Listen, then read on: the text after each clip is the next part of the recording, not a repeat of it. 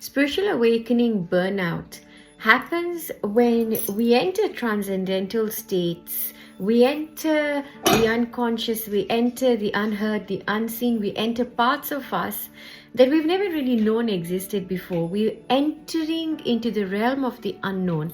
As we enter into these realms, that means a lot of our density starts to come up. When that density starts to come up, so things that we weren't even aware of, fears or conditioning or patterns, they're all rising up to the surface. Now, all the while, as this is happening, you become all the more sensitive. You become all the more attuned to energy, and you start to experience life outside of the three-dimensional body. You can access life before the three-dimensional body, and so you're becoming very, very, very sensitive, and your mind is becoming highly absorbent. Now, what happens when your nervous system is not prepared to experience a shift in your consciousness? The way that we deal with stress, the way that stress is experienced in us, and how it manifests in our body and in our outside world will depend on many, many, many things. Spiritual awakening, it's a paradigm shift in consciousness. It's a paradigm shift of consciousness towards a lightness of being, towards the pure consciousness, towards your source, towards you entering into the realm of before. The realm of before nothing became everything. Before there was something. Before there was anything. Now, when you get into that, lots and lots of things happen to your body. Your body starts to experience all sorts of sensations, because everything that you feel in a world beyond the physical will be filtered through the physical for you to have sensation, for you to then have a feeling, for you to have a thought, for you to basically use the mind as a filter. And of course, as this is happening, your sense of perception will also gain momentum, so that some of the things that you just know, some of the things that you're experiencing, or some of the things that come into your realm of your consciousness will not be those that you're experiencing through your sensory organs, but through a perception, a direct perception into the awareness of awareness. Now, when you get into this, your nervous system is going to go through a sensory overload. Apart from the sensory overload that is coming because you are now highly sensitive, you're also experiencing an overload which is energetic.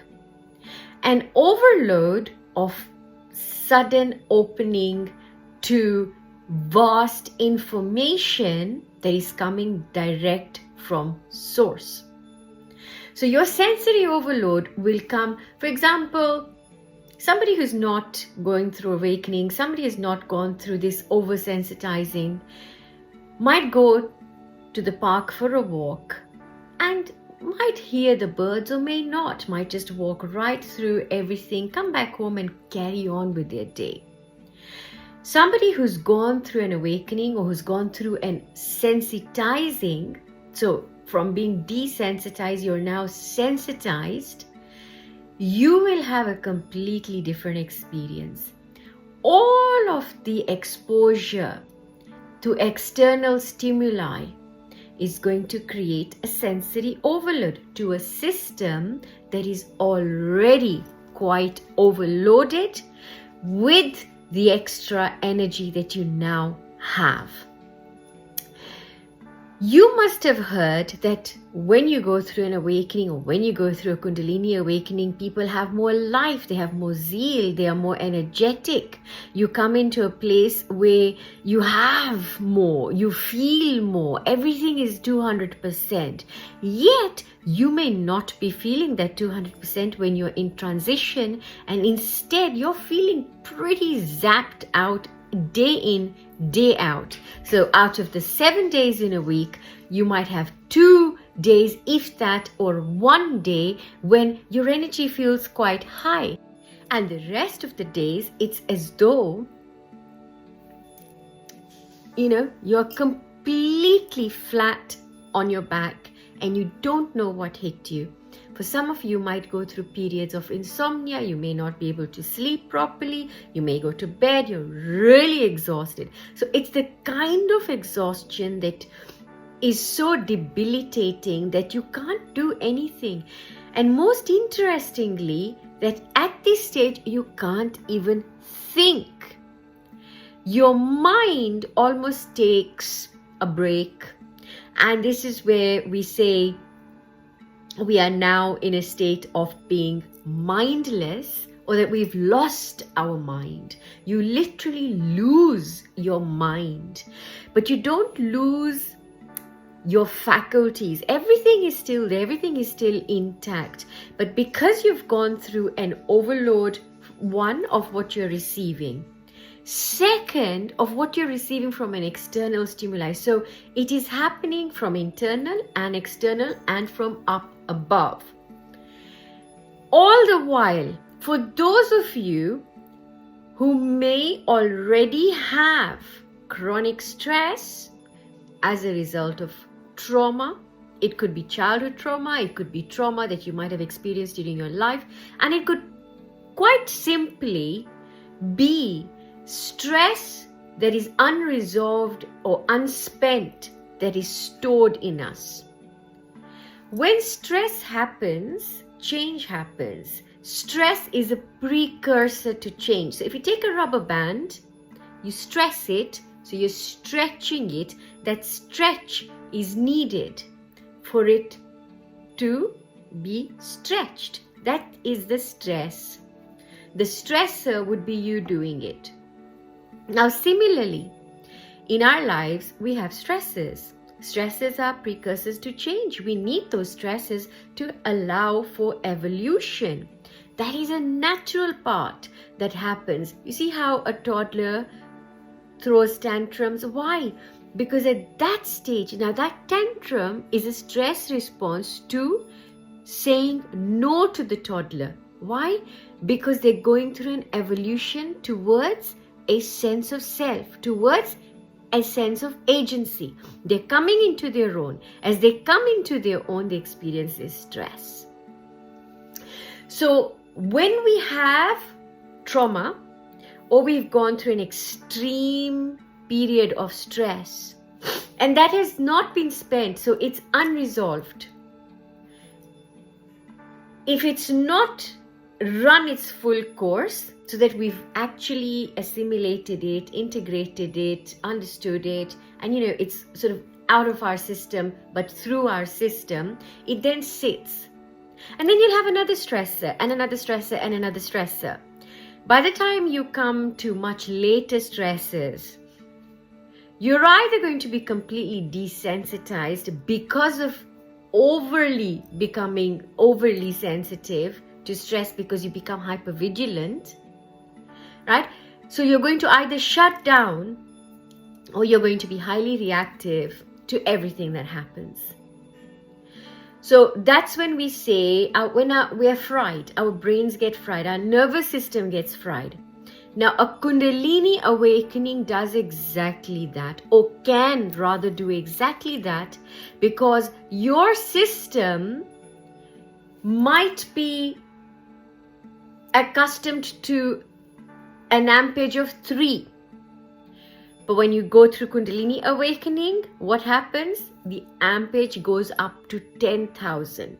Obviously not literally. This is just for illustration. Now, if your body, your nervous system can only just take 3 and you put down 10,000, what's going to happen? You're going to be fried. Your nervous system is going to be fried. So you're going to have all these stress hormones running through you, your adrenal glands, and the rest. How your biology is going to start to get affected. With that, you add chronic stress to chronic stress. Now you have an absolute recipe for disaster. Now, if you're going through that with a spiritual awakening, what a spiritual awakening does, it doesn't take away the stress, but it will, and I'll explain to you how. It provides a deeper understanding of the root of suffering, of the root of the stress. Now, when you have a deeper understanding, you're able to make sense of it. And when you're able to make sense of it, you're able to accept it. You integrate it, you assimilate it, you let it run its course. When you let it run its course, it is highly unlikely to then still have an impact on you or still continue to affect you. In an ideal world, it wouldn't, right? And we would all have the know-how and we'd know what to do. Generally speaking, the kind of tools that we use to alleviate our stress before or after an awakening, and most will be looking for these tools very desperately, are tools to calm down the nervous system, tools to regulate the emotions, tools to regulate the limbic part of our brain. Tools that are going to use senses. So the stress was created through sensory perception, and then to alleviate the stress, we're then again using sensory perception or sensory input from outside.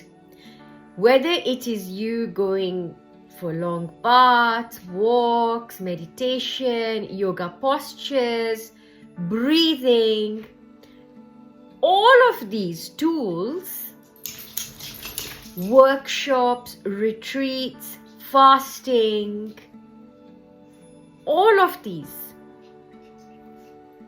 nothing is going to have a permanence in stopping that stress or indeed alleviating, which is why so many of you will find yourselves back to square one, or there'll be a different thing you're dealing with, or because you're going through an awakening, if you are going through an awakening, you will feel so raw and vulnerable all of the time. It would be as if your brain is not functioning anymore. You can't take it anymore. You need a sensory break. You're craving a holiday, you're craving a retreat. And so we will be looking for our tribe. We will be looking for ways of getting levity, of feeling safe again. We are craving that safe, sweet spot again. Or being cradled, or being taken care of. Now the trouble is, sensory perception cannot heal sensory overload. You must step away from the senses in order for you to treat the overload. Matter cannot treat matter. Anything that happens to your body, if you're just taking something from matter to then heal it, you've not fully taken care of it. It will not be fully taken care of.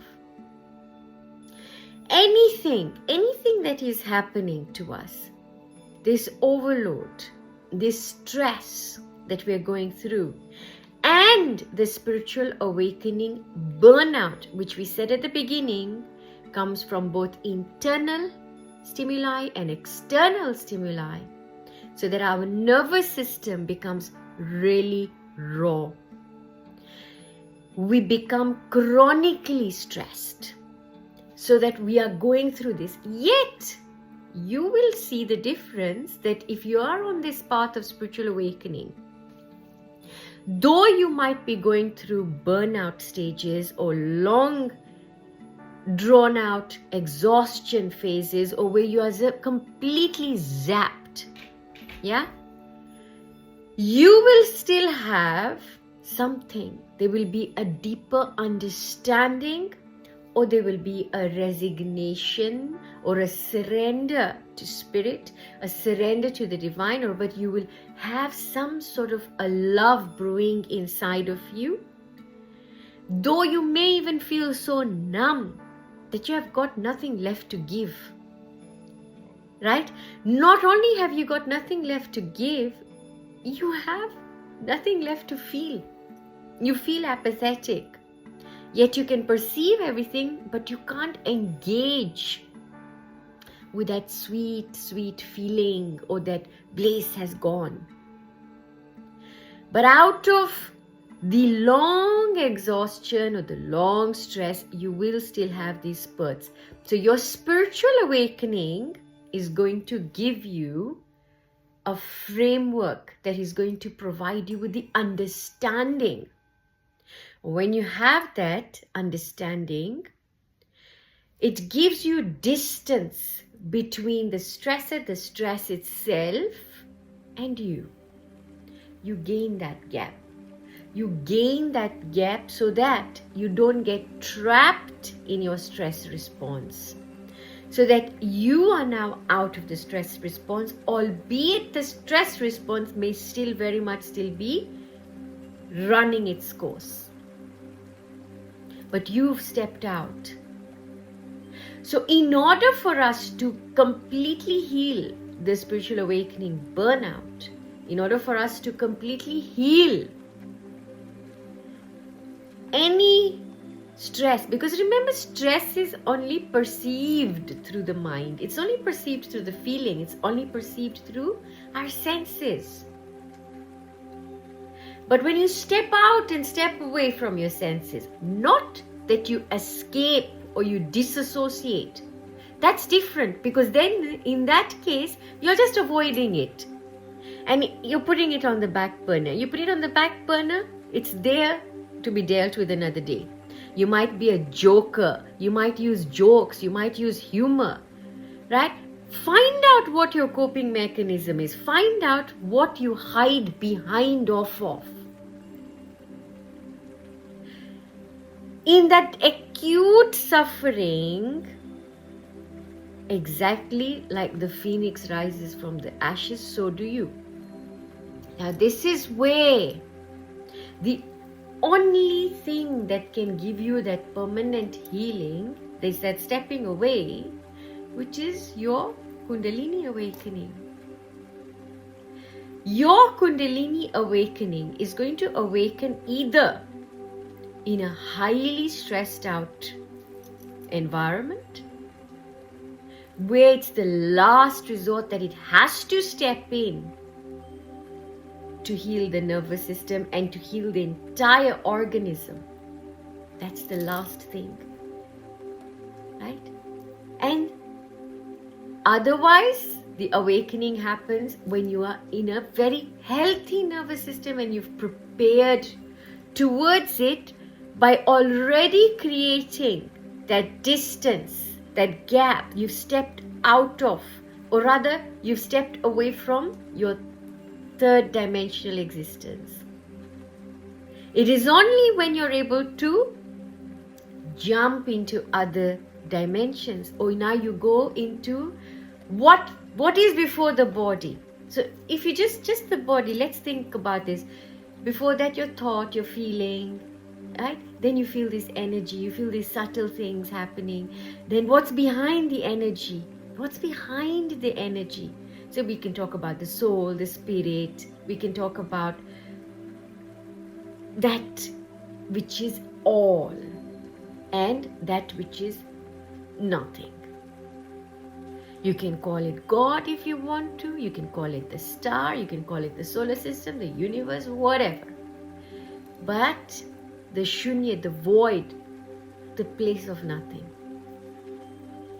you basically you're going backward, or rather becoming more crystalline. You can call it even crystalline. As you are going away from the third dimension, you're going away into, you can call it higher dimensions, but you're going into the dimensions before the coming into this physicality, where it all happens. See, your computer, the software, the hardware, where the code or the creator of the code, you go into that, right? You go into that which doesn't have language. You go into that. Now it is in that, when you're in that, what happens? The suffering disappears, doesn't it? Your stress disappears because you're not identified with the senses or the experience. Please note, it is not that you have escaped, but you've connected through this, not away from it. They are very, very different, because a lot of us get stuck there. We get stuck in between because we think, I'm experiencing all of this bliss, but we bypass. Yeah? When you go through a Kundalini awakening, it is the natural reset that we all have. It is the natural reset which is going in the opposite direction of creation. So rather than you going into evolution, you're now going backward into all before our consciousness started to evolve and take shape and form and matter. So you're going into that before this sensation. So that's the sole purpose, which we say Shakti meeting Shiva. Shakti is this, all that we are seeing in this manifestation. That is Shakti. And Maya plays the role of being the veil of illusion that Shakti and Shiva are different. So it is when this awakening happens, and she has one rule and one mission, one vision, one goal, one purpose. That is, I must meet Shiva. I must go back to the beginning. I must go back to the place of nothingness, the void. Now, naturally, as this happens, everything in the way is going to be pushed away. Now, as you do this, what's going to happen? So if your Kundalini is sitting in your Muladhara, if your Kundalini is sitting in any of your chakras, now even if you don't know what chakras are, forget about the terminology. As you're going through your awakening, you will find that certain parts of you are more amplified, you feel more raw, certain patterns come up, or even if you don't know what your pattern is, but certain behaviors come about. Certain hidden things become a bit not hidden. You can see through a lot of these things, and suddenly you start to feel pain that is not even yours, that you've not consciously felt. Because that pain doesn't come from you. It is probably the pain that you've been sitting in your lineage. Because see, our lineage is here. We are our lineage. We are all of this that has come before us. It's all inside of us. You see, all of these, whether it is the Atlanteans, you can call it, or whether it is whatever it is, whether it's in Satyug, Treta, Dwapara, Kalyug, in everybody, you see, they say 33 crore Devi Devta, 32 crore Devi Devta, 33 crore Devi Devta in Satyug. Now imagine that then proliferated into all of us, so that we are all still those same. See? Everything, the images, deities that we have, not just in Hindu tradition or anywhere, just go anywhere, the various energies we connect with, that is all us. It is all us. Now, when you start to move into the causal reality, now you move into a place of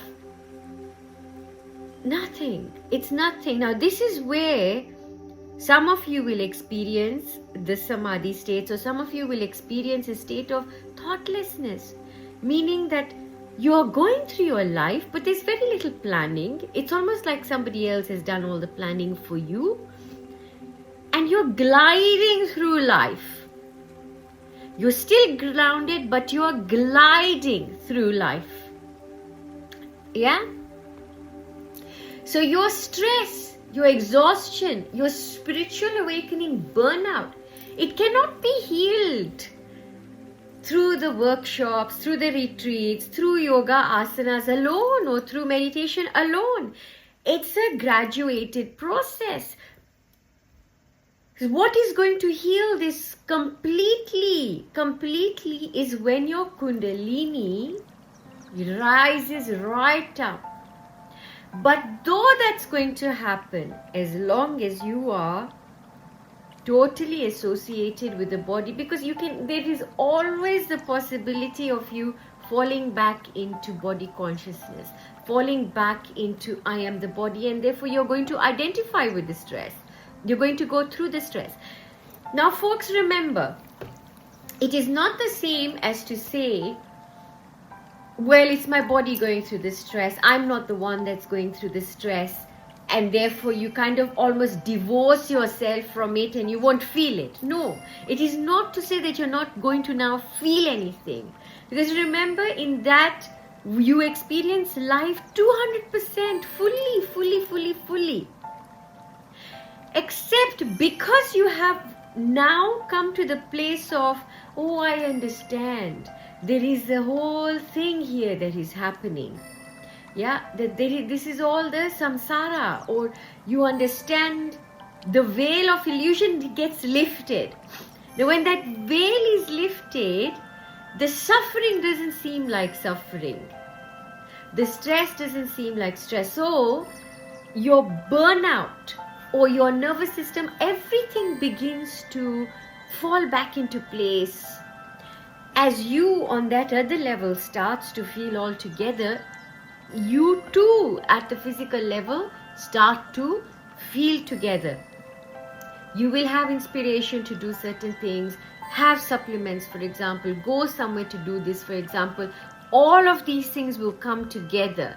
But the tool itself is not what initiates the end of the suffering or the end of the stress. It is not the tool. It is you that has initiated it, the you that is operating at another dimension.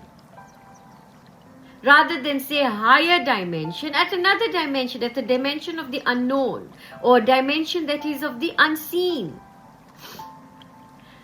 where you are vibrating at such a high frequency that you are crystalline, you are not attached to the physical body. So to give you a practical example, so that we've also got to understand practically how does this take place. Now say for example, you're caring for somebody in your home, or you have a child, or you have a job, right? So you have a job and you're literally getting more stressed, and you're taking care of other people. You're getting even more stressed because you're not getting any me time, you're not taking care of yourself, and you're feeling fried at the end of this. And how you're feeling, because you're also going through a spiritual awakening and you're highly sensitive, how you're feeling, you're literally feeling that like you're walking between, you're treading between eggshells the whole day. It's as if, what's going to happen now? You're hyper vigilant. Though there's no reason for you to be, but because your system is so sensitive, you're highly absorbent as well. Now, as you are going through this, now if you're also going through a spiritual awakening, yeah, when you have those moments in between the moments, and you can catch yourself in that stillness, you do have the ability to simply let it pass. You will know what to do. And you will also know, rather than react to the stress and therefore become an additional stressor,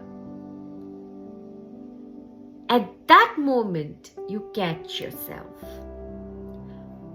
You interrupt the reaction.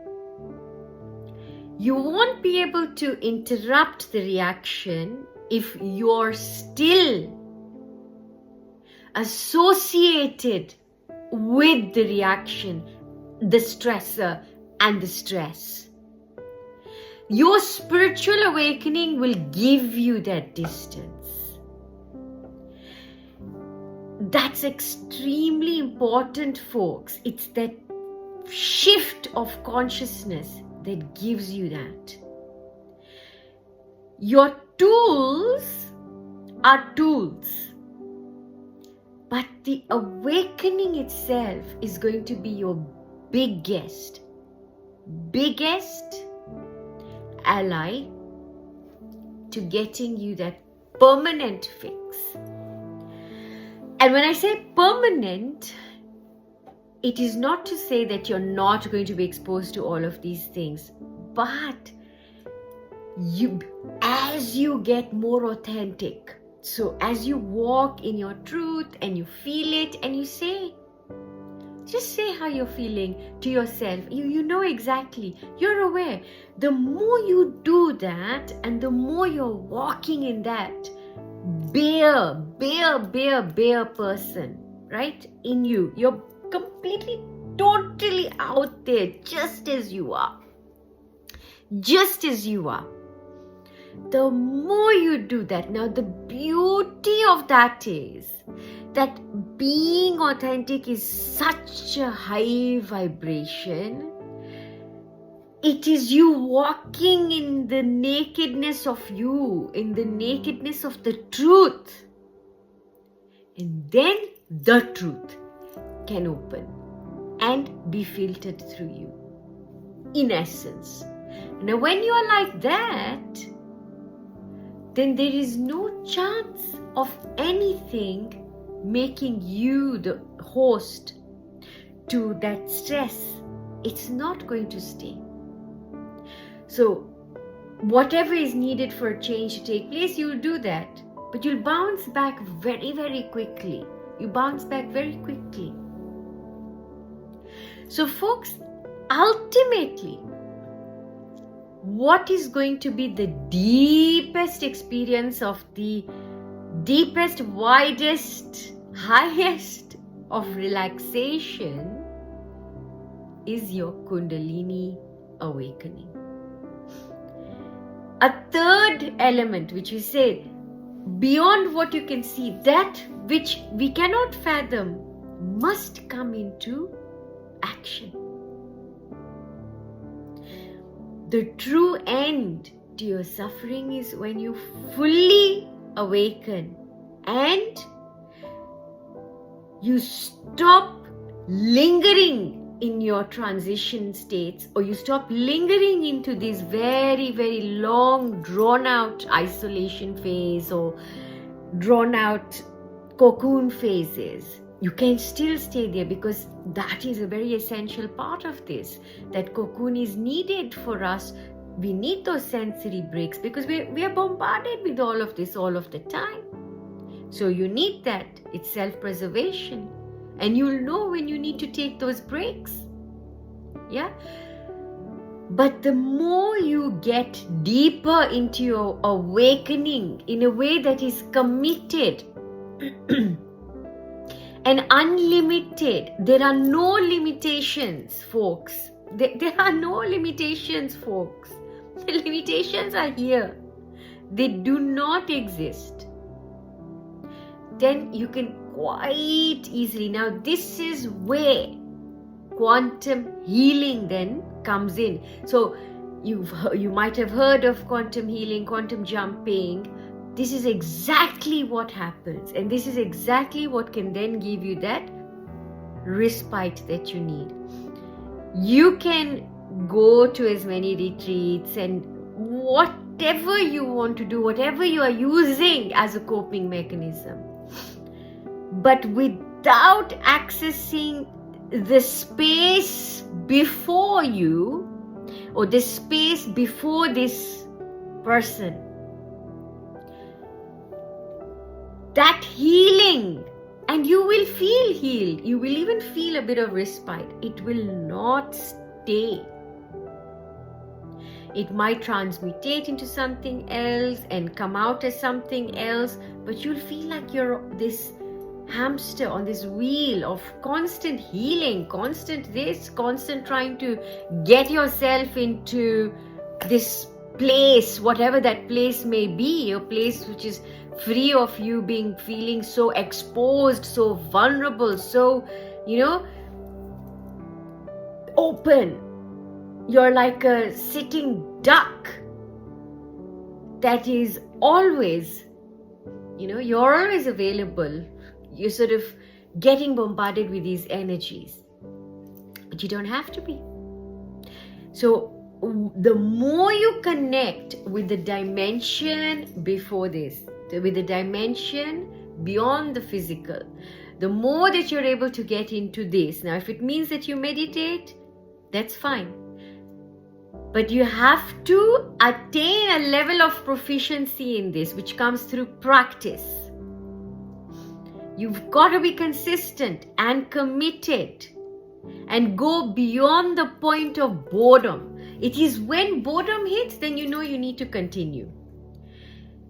When you know you want to now move to something else is when you know you need to stay in this. Why? Because the new thing again will come exactly to the same point. So you conquer yourself first.